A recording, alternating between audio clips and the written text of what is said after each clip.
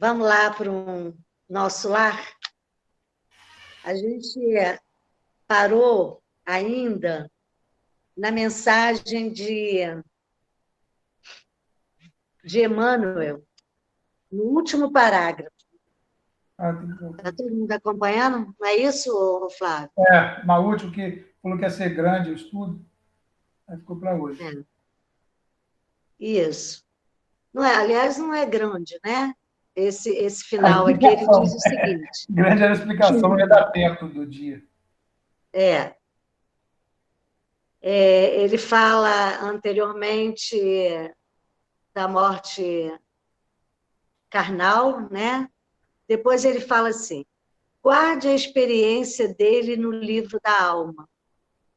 Ela diz bem alto que não basta a criatura apegar-se à existência humana, mas precisa saber aproveitá-la dignamente, que os passos do cristão, em qualquer escola religiosa, devem dirigir-se verdadeiramente ao Cristo.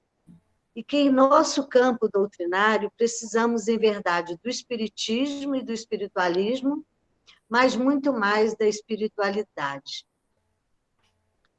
É isso? Então, o que a gente tem aqui, eu acho que todo mundo sabe a diferença entre espiritismo e espiritualismo, né?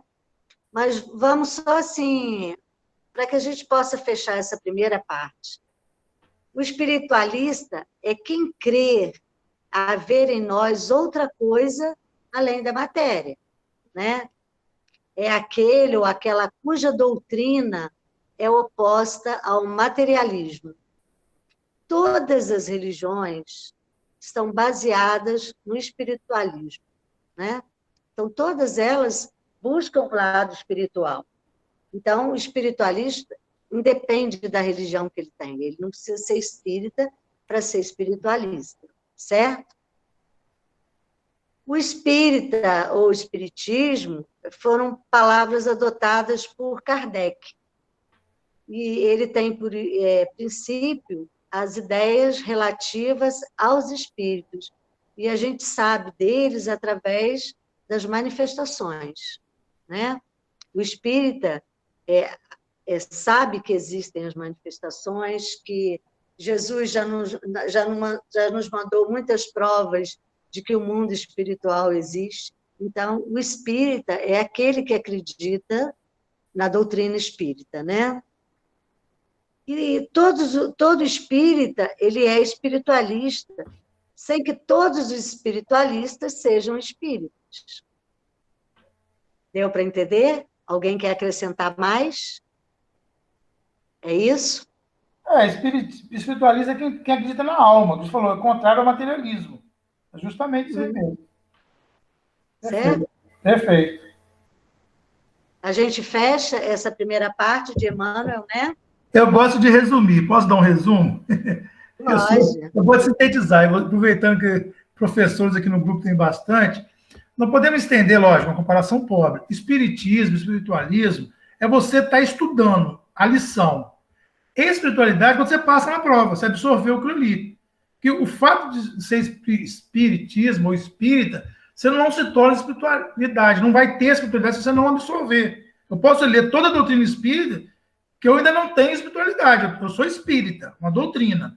Mas espiritualidade é entender o que eu estou lendo. O que eu quero dizer nisso? Numa prova, você estuda lá 3 meses, faz a lição. Você tirou menos de 6, você não tem espiritualidade. Né? Para fazer uma comparação. A espiritualidade é quando você absorve o que você está lendo ou estudando. A doutrina que seja, a religião que seja. E absorver ela, para mim, né? Mais ou menos isso. Comparação pobre, mas... Bom, a segunda parte do livro, ele tem uma mensagem de André Luiz. E da outra vez a gente leu a mensagem toda de Emmanuel e o Flávio achou que seria melhor que a gente lesse parágrafo por parágrafo e explicando, não é isso, Flávio? Então vou tomar ideia, porque você vai ler até o final, aí não vai dar tempo, tem que começar de novo na semana que vem, no início. Vamos lá. Vamos aos pouquinhos, né? Mensagem de André Luiz. A vida não cessa. A vida é fonte eterna e a morte é o jogo escuro das ilusões. O grande rio tem seu trajeto antes do mar imenso. Copiando-lhe a expressão, a alma percorre igualmente caminhos variados e etapas diversas. Também recebe afluentes de conhecimentos aqui e ali. Avoluma-se em expressão e purifica-se em qualidade antes de encontrar o oceano eterno da sabedoria.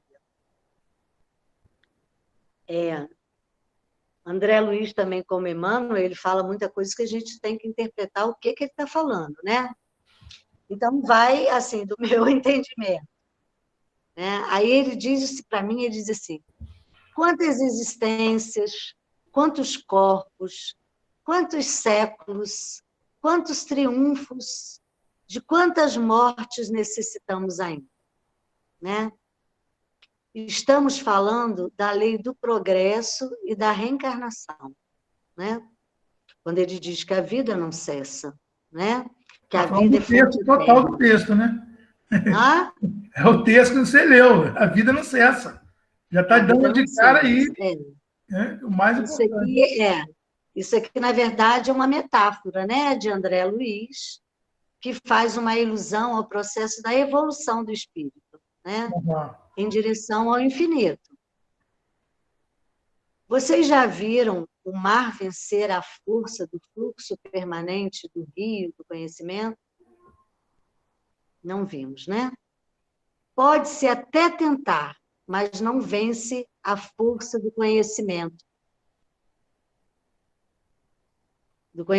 que flui. Isto é, não voltamos ao estado primitivo nunca. O conhecimento não se apaga, acumula-se, né? Ninguém pode parar o progresso, nem escapar da lei divina. Certo? É como ele diz, o rio, ele segue, ele não volta atrás. Ele vai desaguar em algum lugar, que é o nosso infinito. E cada braço do rio é uma encarnação. Ele absorve Sim. e ganha volume, quer dizer, está sempre progredindo. Cada braço do rio é como se fosse uma reencarnação. Sim. Já imaginou a quantidade? E a gente ainda está aqui e não sabemos quantas vezes vamos voltar. Mas e quanto afluente tem um rio, né? E vários também, né? Aí ele fala aqui para nós, seguindo. Cerrar os olhos carnais constitui operação demasiadamente simples. Então, ele diz que morrer é simples para a gente, né? Basta fechar os olhos, é igual ao sono, né? O que vem depois é outra coisa, né? Permutar a roupagem física não decide o problema fundamental da iluminação. Como a troca de vestido, nada tem que ver com as soluções profundas do destino e do ser. Então, ele diz que a gente simplesmente troca de roupa, né? Agora, a iluminação que a gente tem depende da vida que a gente tem, né? Da roupa que a gente usou. Então, a gente não volta, a gente está sempre evoluindo, né? E que a roupa, quando ele fala da roupa ali, Aline, também, desculpa interromper, vamos pensar hoje, igual eu já dei esse exemplo em outro estudo. Uma pessoa que é ignorante, pessoa bruta, vestir um terno se torna melhor. A essência dele continua a mesma. Se ele não absorver o rio lá, os braços, a influência, ele continua com a mesma roupagem. A roupagem não vai mudar em nada. Né?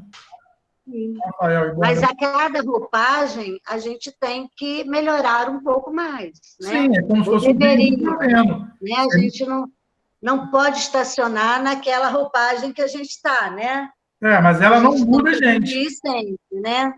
Ele está dizendo aí que a roupagem não muda a gente. Não muda a gente.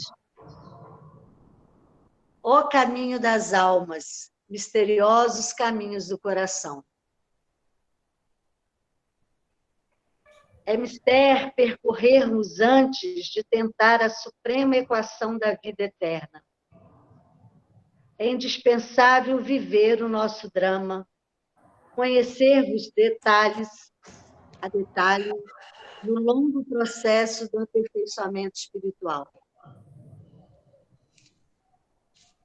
São os misteriosos caminhos, né, do coração, das nossas almas, né?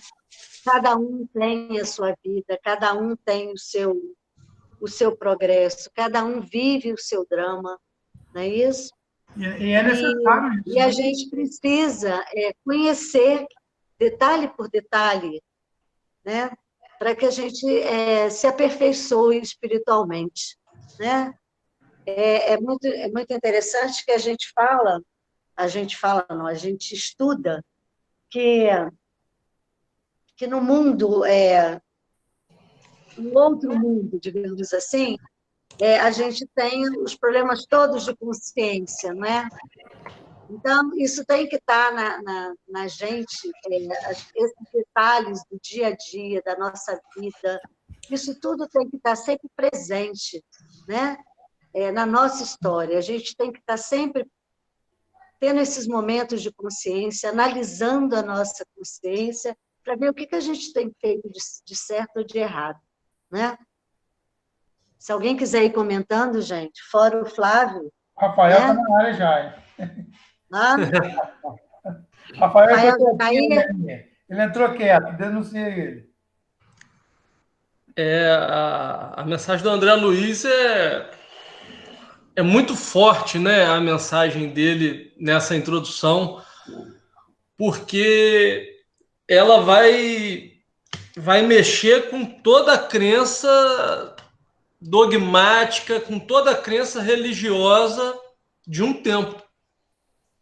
O que o André Luiz vai trazer para a gente no livro mexe com tudo aquilo que a gente acredita, com tudo aquilo que a gente pensa que faz na vida que esteja certo ou que ingenuamente a gente acredita que não tenha ou que seja de menos importância, e ele vai mostrar que não é.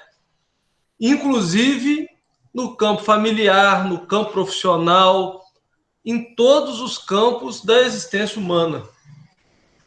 E por isso que ele começa a introdução dele chamando atenção para isso, mostrando, olha, fechar o olho é um movimento muito simples. A morte carnal é um movimento muito simples e muito fácil. Então, assim, morrer é fácil, desencarnar é difícil.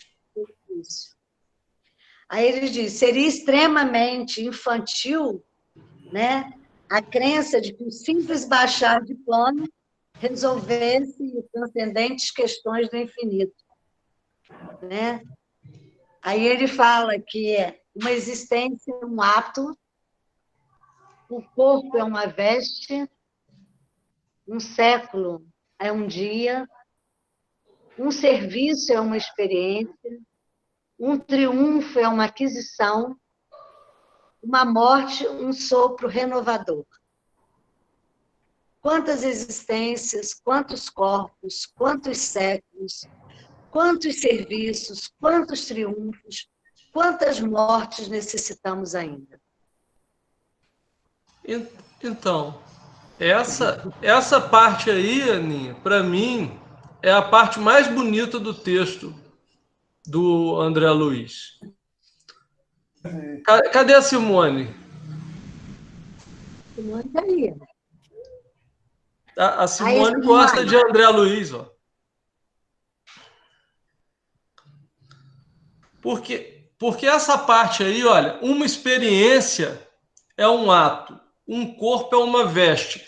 André Luiz começa a apresentar já nessa introdução tudo aquilo que a gente tem de conceito e a modificação de conceitos perante o plano espiritual. A gente vê uma existência como se fosse a nossa vida.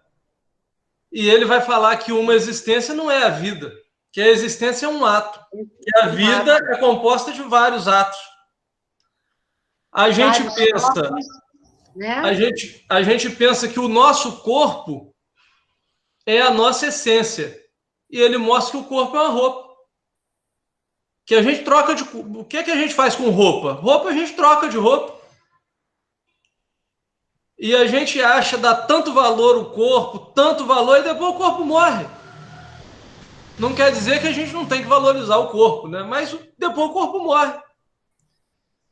Alguém sai pela rua com roupa rasgada, quem sai com roupa rasgada, toda desconjuntado, obviamente que não está equilibrado. Tem as pessoas que saem assim, mas a gente sai na rua com a veste pelo menos arrumada. Então, quer dizer, você tem que cuidar do corpo, igual você tem que cuidar da roupa. Mas você troca de roupa. A roupa gasta, não somos nós não somos o corpo. Aí depois ele fala, um século, um dia. Um dia. No plano espiritual, a gente aqui tem a noção de que um século é muito tempo. No umbral, um dia pode parecer um século. É a tal da relatividade do tempo. Você pega uma palestra muito boa, quando você olha, acabou, você fala, ah, meu Deus, acabou.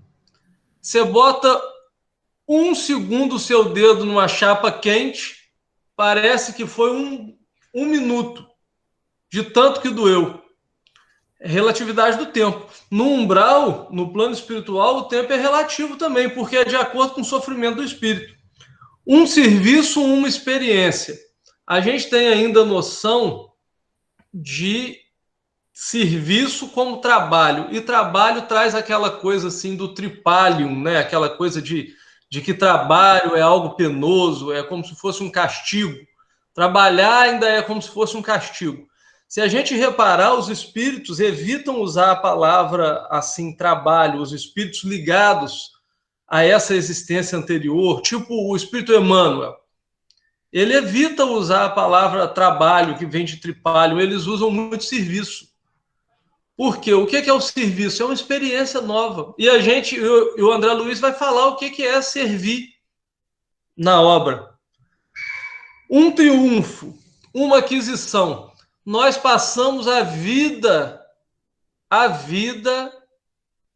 atrás de triunfos que são materiais. Triunfo para a gente é dinheiro. E quando ele fala um triunfo, uma aquisição, então a gente adquire não só dinheiro. Passei por uma experiência, venci a experiência, triunfei. É uma aquisição de virtude. Uma morte, um sopro renovador. A gente pensa que a morte é o fim e a morte é um recomeço. Nós estamos começando de novo numa nova etapa da vida, a vida no plano espiritual, abrindo porta para a reencarnação. Então, assim, a obra dessa parte aí já mostra o que vem por aí. Bom, vamos lá. Um letrado em filosofia religiosa fala de deliberações finais e posições definitivas. Por toda parte, os cultos em doutrina e os analfabetos de espírito.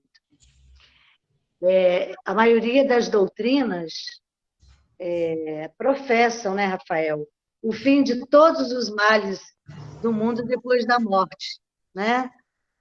Definindo o destino conforme esses parâmetros que são frágeis, que são injustos até. André Luiz aqui reclama, para mim, a educação religiosa, né? Que ele recebe quando ele era encarnado. Ele diz que faltou para ele dar a entender aqui que ele era um analfabeto, né? Em relação ao mundo, né? Então, que ele precisaria de uma doutrina que o educasse para a realidade do espírito, e que ele não teve para isso, não é isso? Eu acho que faltou a ele o espiritismo, como falta muita gente, né?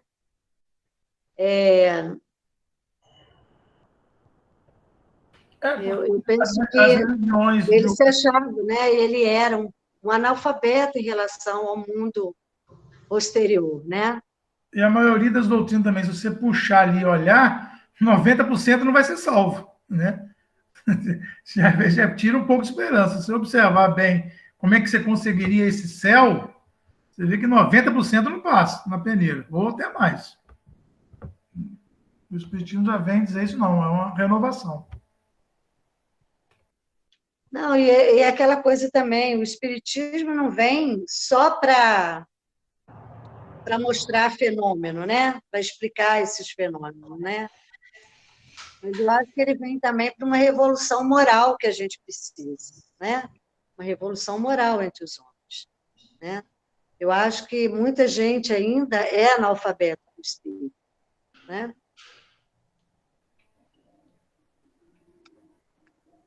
É preciso muito esforço do homem para ingressar na Academia do Evangelho do Cristo. Ingresso que se verifica quase sempre de estranha maneira. Ele só na companhia do mestre, efetuando o curso difícil, recebendo lições sem cátedras e ouvindo vastas dissertações sem palavras articuladas.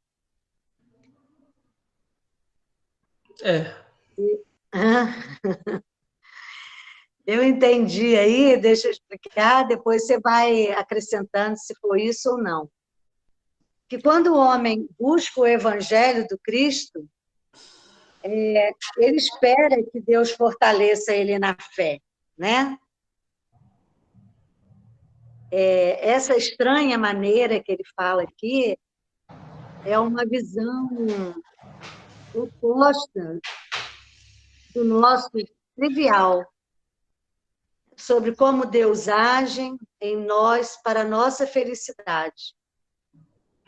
Aí diz, só na companhia do mestre, efetuando o curso difícil, recebendo lições sem cátedras visíveis e ouvindo vastas dissertações sem palavras articuladas. Aí, quando ele diz aqui estranhas, porque as crenças religiosas mais antigas vêm de formas diferentes. E como Deus se relaciona conosco e a interferência dele na solução dos nossos problemas. Eu não sei se é isso. Você pode... Os espíritos, quando chegam no plano espiritual, levam muito susto, principalmente os religiosos. E os espíritos não estão fora desse susto, porque o próprio Chico dizia assim, os espíritas estudam muito, mas estão desencarnando mal. O que acontece? Nós temos muito culto de doutrina e analfabeto do espírito. É aquela coisa assim, olha, eu sei muito de espiritismo. E espiritualidade, sei pouco. E aí os espíritos, quando chegam no plano espiritual, descobrem que ingressar no Evangelho de Jesus não é brincadeira. Não é fácil viver o Evangelho. Aquela coisa que Paulo de Tarso dizia, que a gente precisa ser carta viva do Cristo, porque o Evangelho não tem meio termo. Essa que é a grande dificuldade. A gente, obviamente, que Jesus olha para nós e olha para tudo aquilo que nós fazemos com muito entusiasmo, mas não existe meio termo na escola evangélica. Veja que a todo tempo Jesus fala assim, olha, seja o seu sim, sim, não, não. Vomitarei os mornos. Quem é morno, né? Os mornos, não sei direito. Vomitarei aqueles que estão ali morno, que não é nem quente nem frio. Então não tem meio termo na escola do Evangelho. E a gente descobre isso no plano espiritual. O Espírito Humberto de Campos, escritor famoso, ele volta para psicografar com o mesmo discurso. E ele diz o seguinte, olha, não me compete mais escrever para agradar. Eu agora estou preocupado em escrever com proveito. A gente passa a vida inteira procurando agrados. A gente vive a nossa existência procurando agradar alguma coisa. Menos a última coisa que a gente pensa é se a gente está vivendo o Evangelho. Então, muitas vezes a gente agrada a nossa vaidade, o nosso orgulho, o nosso egoísmo. Mas e o proveito daquelas coisas? Então, por isso, André Luiz destaca, olha, ingressar na academia do Evangelho é difícil, não é simples. É preciso muito esforço, muito trabalho e trabalho íntimo, não é trabalho de fora, porque o maior desafio do Evangelho não é vencer o outro. Ama o seu inimigo. Amar o inimigo não é vencer o inimigo. Amar o inimigo é vencer a nós próprios, o nosso sentimento ruim. Então, essa é a mensagem que André Luiz começa a introduzir para nós. Não podemos pensar que a vivência cristã seja uma vivência fácil, mas é um caminho de muita bênção, é um caminho que nos engrandece muito, porque Jesus não pede de nós nada que não seja bom para nós. A gente é que não está acostumado. Nós recebemos as lições que a gente precisa, né? Nas diversas encarnações, né? E experimentamos também, né, Rafael? O bem e o mal, né? E a gente tem que entender, e a gente vai entendendo. Eu acho que as lições do Evangelho, à medida que nós evoluímos, né? A cada encarnação, a gente vai aprendendo mais o Evangelho. Mas não é só aprender o Evangelho, é colocar em prática o Evangelho também, né? Certo? Gente, Rafael. Oi? Vai terminar aí? Vou falar? Já são 9. Oi? Pode falar. Pode falar. Complementando aí, nessa parte aqui da Academia do Evangelho do Cristo, ele diz assim, efetuando o curso difícil, recebendo lições sem cátedras visíveis e ouvindo vastas dissertações sem palavras articuladas. Trocando em miúdos, a gente está acostumado na escola ir lá carimbar a caderneta, fazer a coisa, responder ao livro de presença, ou assinar o livro de presença, fazer o estudo, apresentar o resultado do estudo, ou fazer a prova e vai embora. E não é aí o caso fica mais difícil, porque você vai aprender sem cátedra, ou seja, você simplesmente vai ter que ser dentro do seu coração, sem medida, sem hora, sem tempo, e simplesmente na realização. E aí, eu fazer isso, você vai ouvindo dissertações sem nem perceber. Quer dizer, à medida que a gente vai trabalhando, a gente vai aprendendo, mas sem se aperceber disso. Por isso que daí ele diz assim, depois ele continuando, muito longa, portanto, uma jornada laboriosa. E até você aprender isso tudo, não é só você comparecer na escola, você tem que estar na escola, mas ao mesmo tempo está produzindo resultado em função do que você está na escola. Muito bom. E ele fala também ali, ó, como é que é esse aprendizado sozinho, que é outra coisa difícil da gente entender. Quando a gente entra no plano espiritual, a gente vai sozinho. Nós somos amparados e recebemos lá os amigos espirituais, eles vêm nos receber, né? Mas somos nós e a nossa consciência, não tem mais ninguém. Não tem ninguém para apontar o dedo culpando, não tem ninguém para falar vem para cá, não, somos nós e a nossa consciência. Então, não é fácil a gente olhar, viajar para dentro, né? O Charles Chaplin tem um dos poemas dele que ele diz assim: ei, você, aonde vai com tanta pressa? Corra depressa, mais para dentro de você. Então, assim, é difícil. A gente gosta muito de viajar para fora. Viajar para dentro não é fácil, não. Brincadeira, não. A gente para por aqui, Rafa.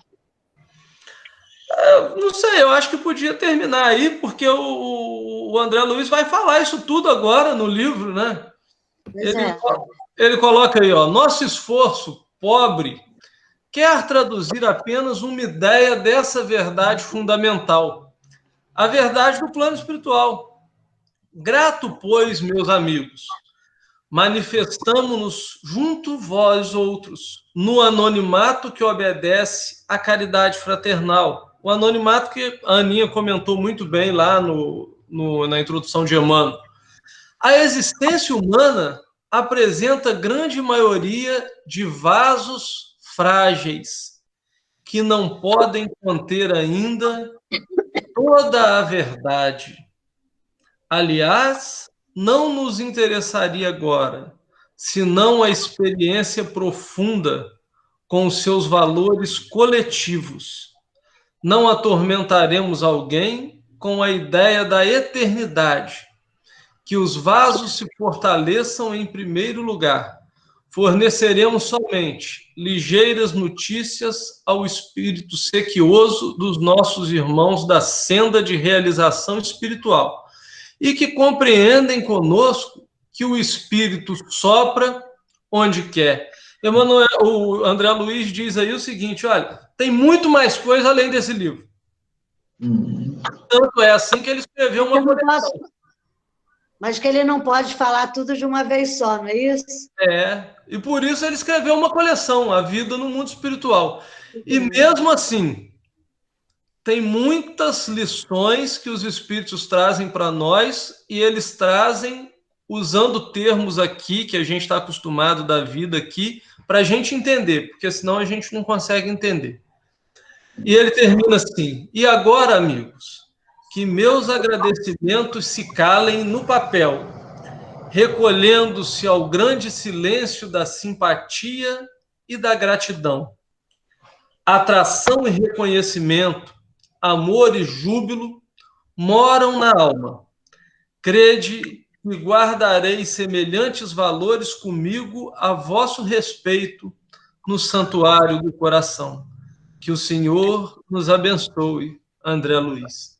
Então, ele se coloca nessa introdução, não mais aquele médico Carlos Chagas, imponente, orgulhoso, mas o trabalhador de Jesus, que agradece até mesmo pelo reconhecimento e pela atenção do leitor.